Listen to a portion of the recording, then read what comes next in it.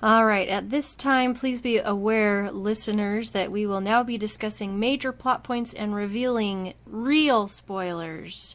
You have been warned. So, Brock, why don't you give us... We should have like a klaxon sound effect. Yeah, Like I'll, right now it's like, awooga! yeah, I'll put it in post. Or just do that. Awooga! Wah, wah, wah. Yeah.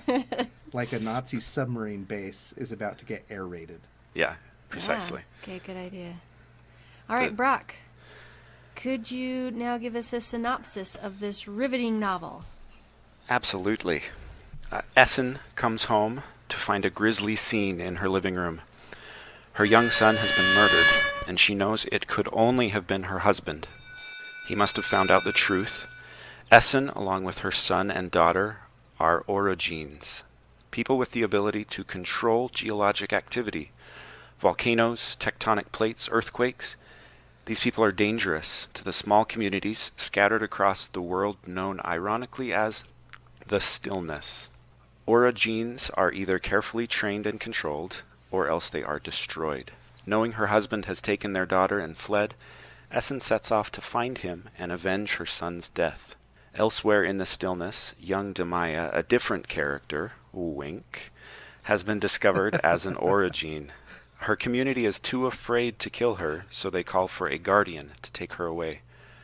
Guardians negate orogenes' powers and are used to police these powerful beings.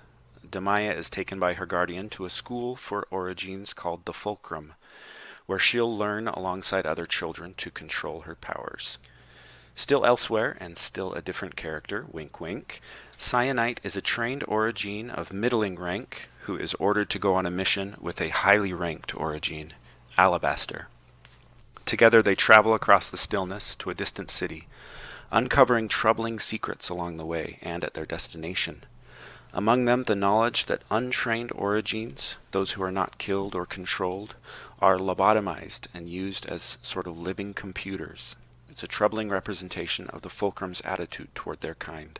Despite their dislike for one another, Fulcrum law dictates that they try to conceive a child, one that will have their skills.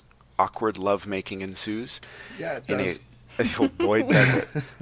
In a bizarre reversal of the normal will they, won't they drama, because they definitely do, and they both hate it. Cyanite performs the job they were assigned to, in the process accidentally freeing a giant floating obelisk from the seafloor. I forgot to mention, though we sort of mentioned, that this book is lousy, with ominous floating obelisks. It's crazy about these things.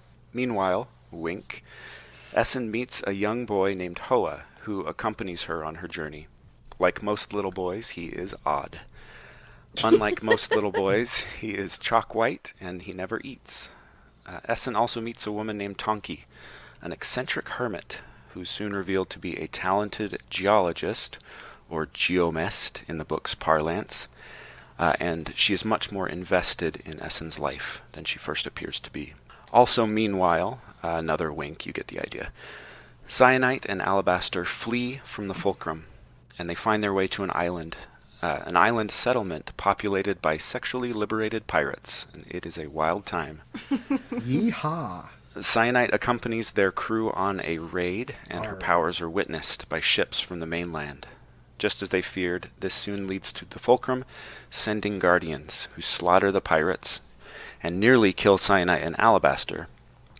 But in the attack, their child is killed. In the end, it's revealed that all three main viewpoints have been the same woman. Gasp. At different points in her life. That's what those winks meant. Yeah, it's all coming together. Demaya trained at the Fulcrum, and then changed her name to Cyanite in accordance with orogene guidelines. After the disaster of the island and the loss of Alabaster, Cyanite fled, and after her travels, Essen joined an underground, orogene-tolerant community. The disjointed timelines come together with Essen reuniting with Alabaster. He is dying, and he reveals that he has uncovered some of the secrets of those danged obelisks, but not how to pronounce it. Then he asks if Cyanite has heard of something called a moon? A moon.